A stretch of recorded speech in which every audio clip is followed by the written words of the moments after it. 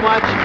Thank you, and welcome to Quick as a Flash. We're terribly happy to have all of you with us right now. You know, Quick as a Flash is the game in which 4 contestants test the speed of their reaction. 2 of them are celebrities, people I know that you know all about, people that you're familiar with, and 2 others who have been chosen from right here in our studio audience at the International Theater in New York. Now, suppose we meet them. May we say first hello to our number 1 panelist seated on your left as you look down there, star of motion pictures, Mr. Boris Karloff. Welcome to the Quick as a Flash.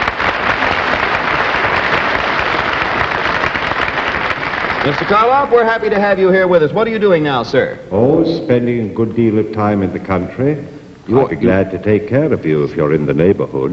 I certainly want you to know that I'll go along with that, Mr. Karloff. And another young lady we want you to meet, well, from our studio audience, we have a young lady to Mr. Karloff's left. It's Mrs. Margot Wood from Southern California. Welcome to Quick as a Flash.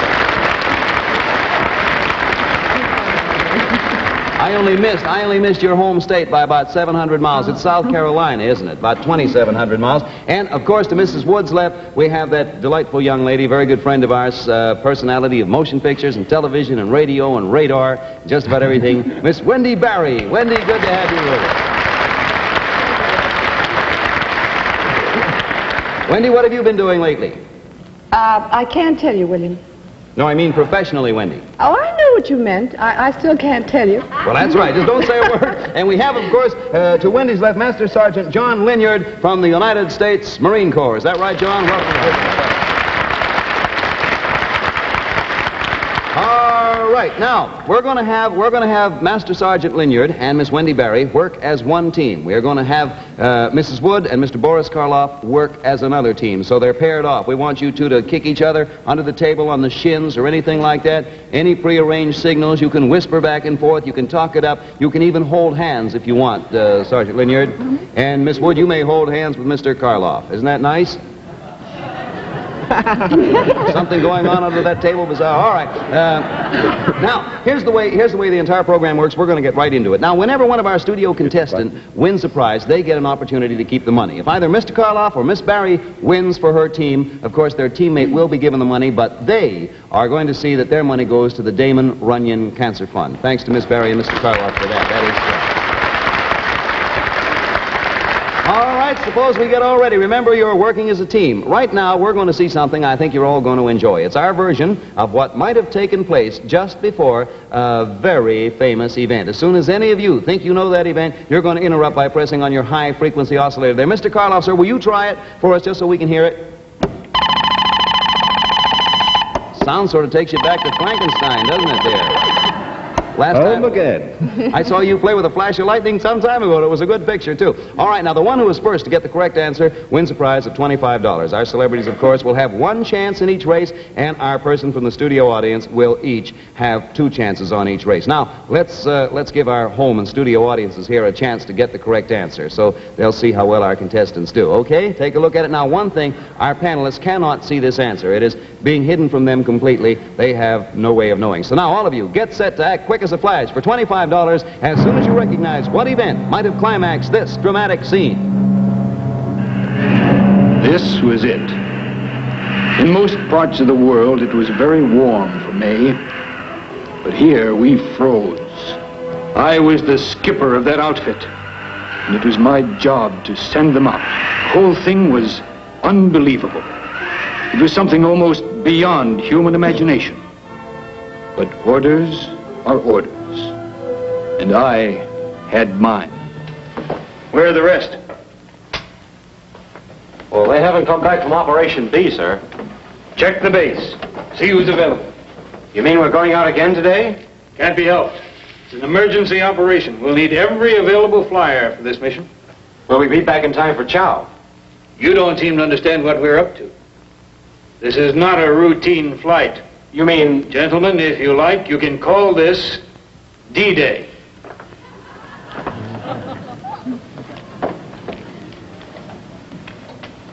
D-Day? That's right. Naturally, we can't afford to have anything go wrong. There'll be 5 in the echelon. I'll assign takeoff positions later. Oh, there comes a flash of lightning. We're going to stop the action. It's Mr. Boris Karloff. What do you say, sir? What is your answer to this one, Mr. Karloff? They're talking over there. Did you say 5 in the echelon? Yes, 5 was mentioned in the echelon. Well, I'd say it was the Normandy invasion, but 5, there'd be 500 or 5,000, wouldn't there? 5,000 of these? I don't quite think so. I assume, though, Mr. Karloff, there were a lot of flights that day, but I'm thinking in this particular case there were only 5. You see, there was a very low ceiling that day, and there was only room for 5. You understand? Now, Mr. No. Well, that's good, because I'm not sure I do either, Mr. Karloff. I'll tell you what now, that eliminates Mr. Karloff from this race only. He may, of course, give help to Margot there, his opponent, his helper. Partner. Yes, all right now. Of course, the rest of our panelists, Miss Berry has 1 chance, and our 2 studio contestants still have 2 chances apiece, so let's, right now, return to the action. Here we go back. Sit down. Can you tell us our destination, sir? Not at the moment. But we're going to make a delivery there that'll make the world sit up and take notice. No matter what kind of a reception we get, on no account are we to be separated from one another. There comes a feather race. Here comes a flash of lightning. Belongs to Miss Margot Wood, Mr. Karloff's partner. What do you say, Mrs. Wood? Could that possibly have been dropping the bomb over Hiroshima?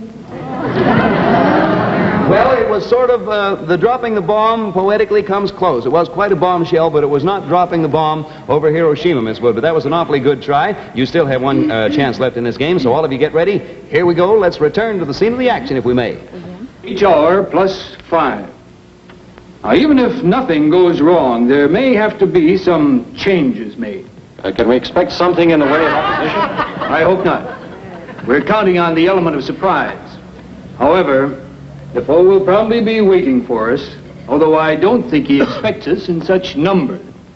Before we get through, I expect to have them calling Mama. Now, I suggest that you follow this route until you come to this point. That's big country we're flying over, sir. From a bird's eye view, one place looks like another. There's no margin for error here. This mission is too hazardous. You can look in all the books, and you'll see there's never been anything like it before. We understand, sir. I'm sure I speak for all of us. There comes a flash of lightning. Belongs to our Master Marine Sergeant over there. What do you say, sir, is the answer to this one? Could it be the bombing of the Yalu River up in Manchuria? The bombing of the Yalu River? Yeah. In southern China, by the way you say it, I think. Manchuria. No, sir, that is not the answer we were looking for. Sorry, but you're still eligible. You have another try. And now all of us, let's return to where we were when we were interrupted. Conclusion of which, be ready to fly. And remember, I'm counting on all you birds to deliver those babies where they'll do the most good. Right here. Say, here comes old Yalu River Linyard again. What do you say, Master Sergeant Linyard? Could this have anything to do with the Don quintuplet? It could have everything. Good going.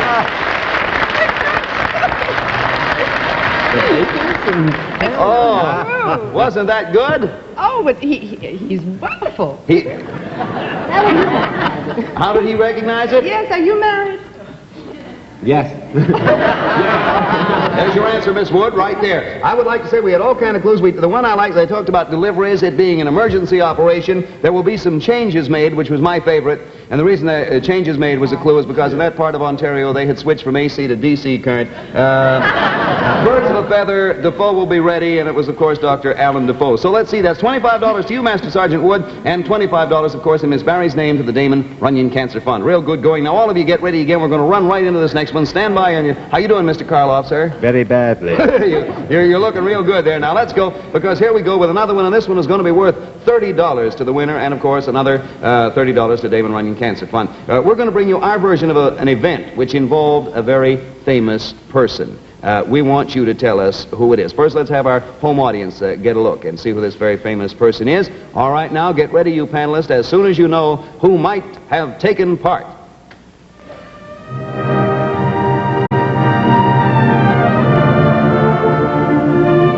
I was the last one it could happen to.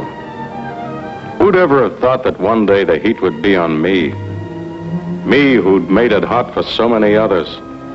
But they had the law on their side, and I had to sit and take it. You know the purpose of this investigation. We want to get down to the facts. But you haven't the right to investigate me. We'll decide what's right and what's wrong. You're taxing our patience to the boiling point, sir. Gentlemen, please, please. What I told you is a fact. I am an enemy of the killers. And they do kill. They kill many. Do you swear that you've seen them in action? I will swear that I have seen them. I have seen them kill.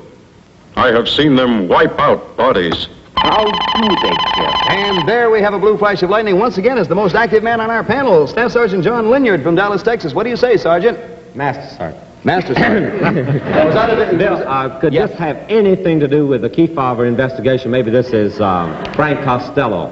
Frank Costello?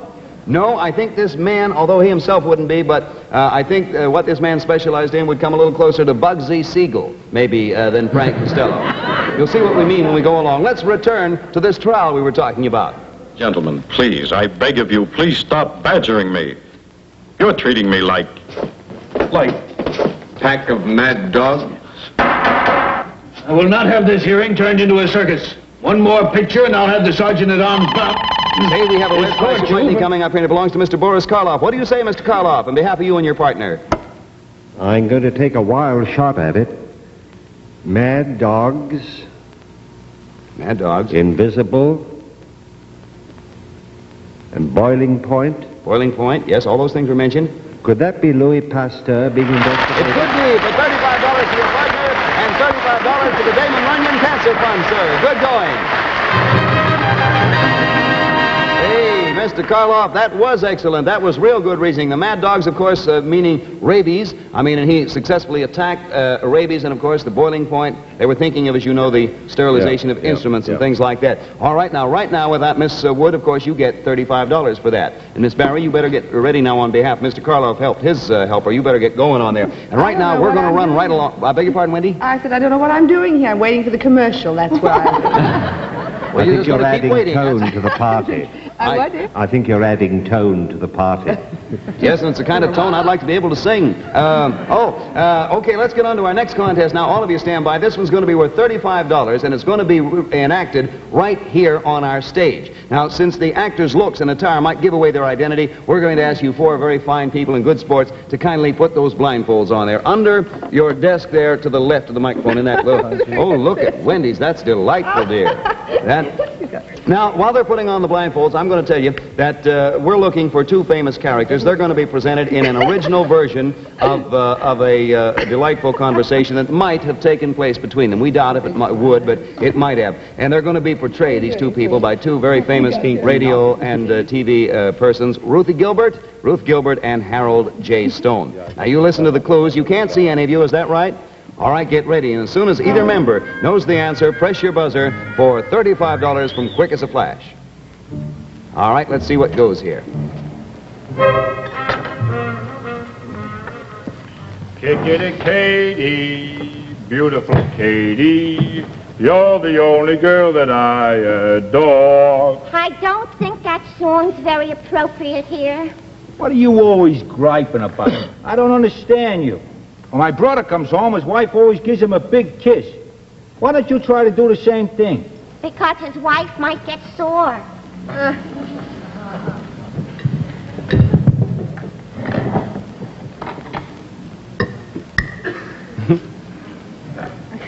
So how's business? How should it be? It's my business. Yeah, well, don't be so proud of it. You didn't work for it. Your father left it to you. How did you ever get to first base with me, the way you've been acting toward me lately? I remember when you were just crazy to marry me. So do I, but I didn't realize it. And there comes the flash of lightning belongs to Mrs. Wood. What do you say, Mrs. Wood? Is it possible it's the Goldbergs? Oy, have you got a wrong number? The Goldbergs.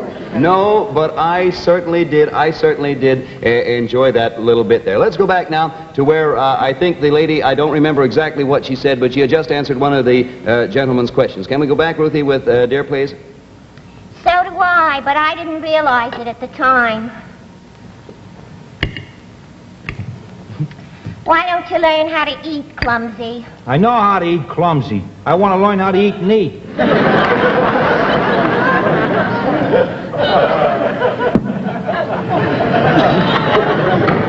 You never used to complain about my cooking. I don't know what's happened to us, Hank. I've given you the best years of my life. Okay, there comes the flash of lightning belonging to our master sergeant. Yes, you got me doing it. What do you say, Johnny? Well, you're talking about eating and Yeah. Katie. Could Yeah. it be Kate Smith? And of course, the other person you think would be Ted Collins in that case. Yeah, right? No, I'm sorry, that wasn't the right answer. That wasn't the answer we were looking for. We'll go back to where the lady who was not Kate Smith said to the man who was not Ted Collins, I've given you the best years of my life. I've always tried to be a good wife to you. I'll do anything you say. What do you want from me, Hank? Pass the salt. I appeal to you as a man. You don't even appeal to me as a woman. All right, if that's the way you feel about it. Tony. Oh, you're getting too fat anyway. Maybe being on a diet would do you some good. Diet? Are you kidding? I've been on a diet. The last 2 weeks I lost 5 pounds. You didn't lose it. Look behind you. Watch it now. You're starting to lose your head. I know what's wrong. It's not my cooking that's making you unhappy. Say, here she comes, Miss Wendy Barry. Miss Wendy Barry, working for her partner. What do you say, Wendy? Can I take this off? No, not yet. Not till you guess. I should That's- know because I was in it. Now, just a minute. This is my first All righty, time. take your time. Right. We have- Did she call him Hank? She did call him Hank, yes. And did he say something about losing your head? He did say something about losing her Could head. it be Henry VIII?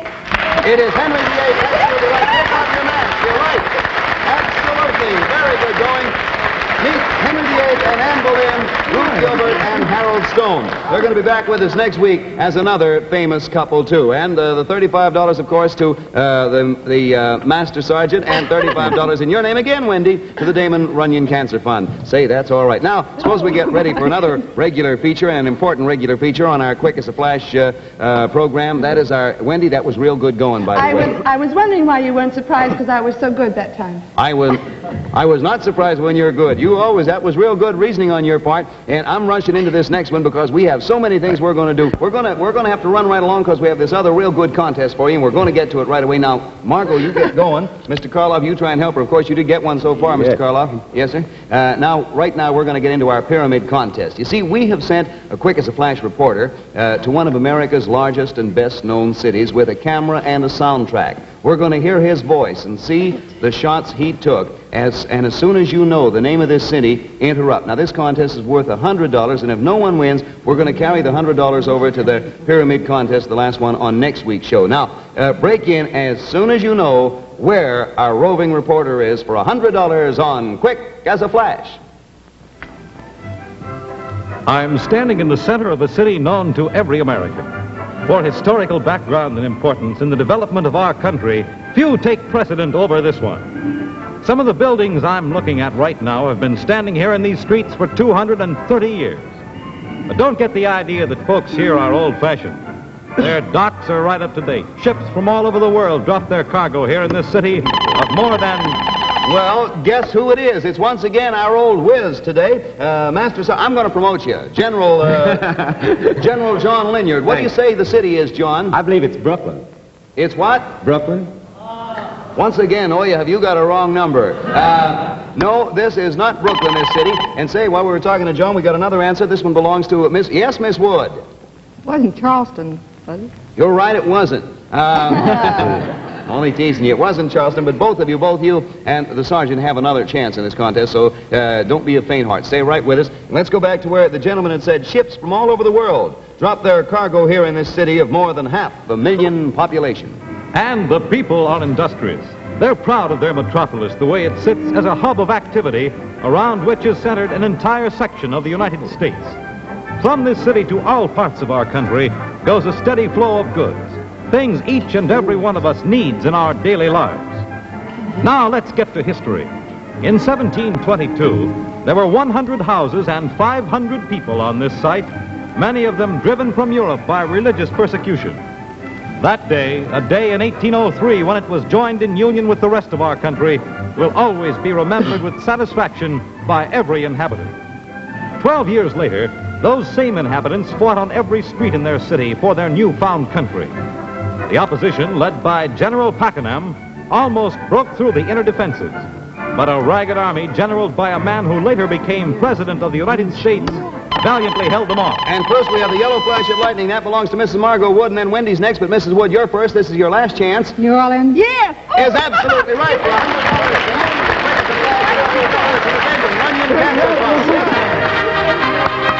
Oh, that was really going. Mrs. Wood, you came through at the last moment, and you came through beautifully, and you won yourself $100. And right now I want to recap. Mr. Karloff, sir, you won one contest and $25. Is that right, sir? I believe so. And, of course, $25 to the Damon Runyon Cancer Fund. Mrs. Wood, you came through at the last minute and got the big prize, the $100 prize. How do you feel? A little weak. Well, certainly don't look weak. And Wendy, you did a good job. You got yourself one. Is that correct? Did I, honey? Yeah, that's remember? Don't get one. I'm so glad I got something. Oh, I knew that one, though, but I didn't buzz it quick enough. You didn't buzz it. You knew it was New Orleans, but you just didn't get there soon Yes, enough. sir. You did good on. Huh? He told me. You did tell her? Mm-hmm. Say, you two are getting along I'm too good well. to her. Huh? I'm good to her. Yeah, I noticed that. I don't know why he needs any of us up here anyway. I'm going to be right over and help you out. Listen, so you were the champ. Actually, Master Sergeant, you won yourself 2 rounds. One for Wendy, one for Mrs. Wood, and one for Mr. Karloff. I want to thank all of you, especially you, Wendy Barry, and you, Boris Karloff, for being with us tonight. It was awfully swell. And that just about winds us up for tonight. So until next week at the same time, when we want all of you to be back with us, this is Bill Cullen saying thanks for watching and keep your minds working quick as a flash. Good night, everybody, and thanks, panel, for being with us. Good night. Be with us again when we'll bring you more comedy, drama, another Eddie Quick mystery, and a pyramid visit to another famous city. All on Quick as a Flash is a Procter & Lewis production directed by Edgar G. Kahn. The technical director was Hino Rip, with settings by Trio Design.